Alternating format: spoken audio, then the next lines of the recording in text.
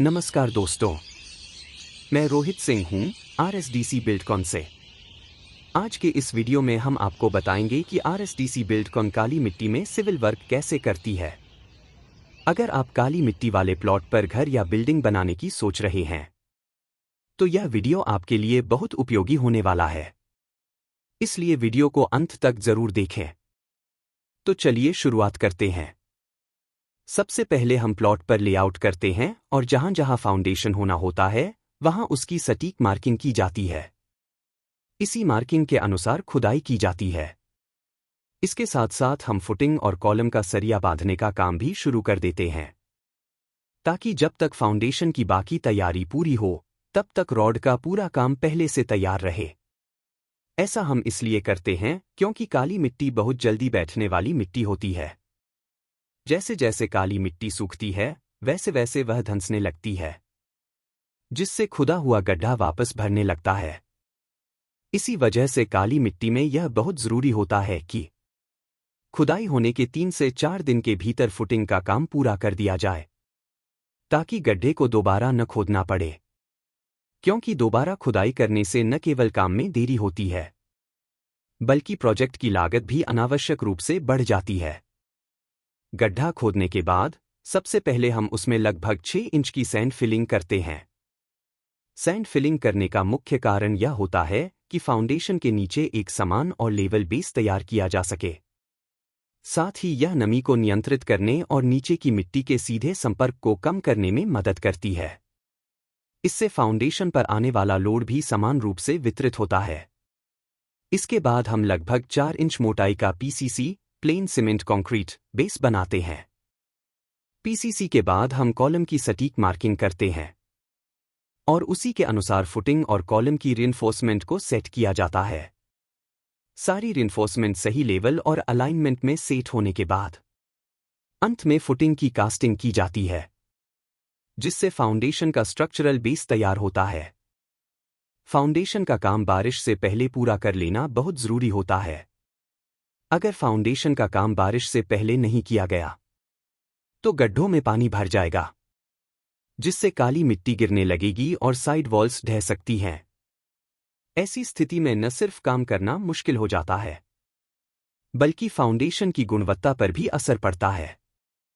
Footing का काम पूरा होने के बाद हम सबसे पहले कॉलम का स्टार्टर तैयार करते हैं और फिर कॉलम की कास्टिंग की जाती है।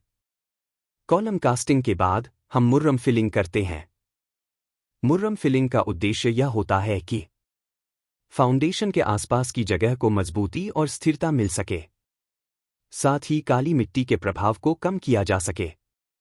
मुर्रम फिलिंग को लेयर बाय लेयर अच्छी तरह से कॉम्पैक्ट किया जाता है, ताकि भविष्य में सेटलमेंट या धंसाव की समस्या न आए और पूरी स्ट्रक्चर लंबे समय तक सुरक्षित रहे। अब हम सबसे पहले आउटर प्लिंथ बीम को नेचुरल सॉयल लेवल पर डालते हैं। इसके बाद हम लेयर बाय लेयर फिलिंग करते हुए प्लिंथ लेवल तक पहुंचते हैं। फिलिंग पूरी होने के बाद अंत में हम इनर प्लिंथ बीम डालते हैं। इनर प्लिंथ बीम डालने के बाद हम आगे की फिलिंग और कॉम्पैक्टिंग को पूरी तरह पूरा करते हैं। फिलिंग को लेयर बाय लेयर अच्छी तरह से कॉम्पैक्ट किया जाता है ताकि जमीन पूरी तरह मजबूत और स्थिर हो जाए। इसके बाद हम ग्रेड स्लैब डालते हैं, जो पूरे ग्राउंड फ्लोर के लिए एक मजबूत और समतल बेस तैयार करता है और आगे के निर्माण कार्य की नींव बनता है। इसके बाद हम दोबारा कॉलम का स्टार्टर बनाते हैं और कॉलम की कास्टिंग करते हैं। कॉलम को लिंटेल लेवल की ऊंचाई तक डालने के बाद हम ब्रिक वर्क ईंट का काम शुरू करते हैं। ब्रिक वर्क के दौरान एक लेयर की ईंट जोड़ने के बाद हम प्रत्येक फ्लोर पर DPC डैम्प प्रूफ कोर्स डालते हैं। DPC देने का उद्देश्य यह होता है कि नीचे से आने वाली नमी दीवारों में न चढ़ सके, जिससे दीवारें लंबे समय तक सुरक्षित रहें और भविष्य में सीलन या प्लास्टर खराब होने की समस्या न आए।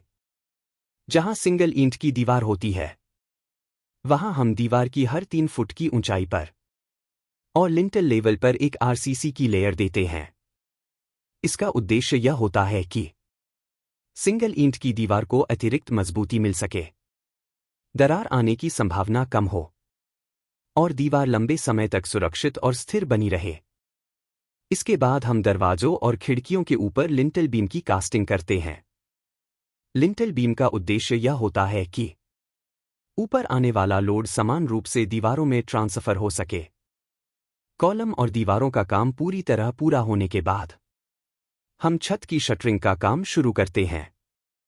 शटरिंग के लिए आवश्यकता अनुसार प्लाई या मेटल प्लेट का उपयोग किया जाता है ताकि स्लैब की शेप, लेवल और फिनिशिंग सही बनी रहे और कंक्रीट कास्टिंग के दौरान कोई डिफॉर्मेशन न हो। शटरिंग पूरी होने के बाद हम छत की रीइंफोर्समेंट का काम करते हैं। इसी दौरान बीम में स्लीव्स बनाए जाते हैं ताकि आगे चलकर फॉल्स सीलिंग के समय इलेक्ट्रिकल वायरिंग या एसी के कॉपर पाइप आसानी से डाले जा सकें। इसके बाद आवश्यकता अनुसार इलेक्ट्रिकल और प्लम्बिंग की पाइपिंग भी डाली जाती है।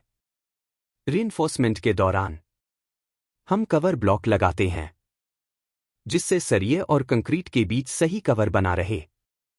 यह सभी काम पूरे होने के बाद हम स्लैब की कास्टिंग करते हैं। कास्टिंग के दौरान वाइब्रेटर का सही तरीके से उपयोग किया जाता है ताकि कंक्रीट में कोई खाली जगह न रहे और स्लैब पूरी तरह सॉलिड बने।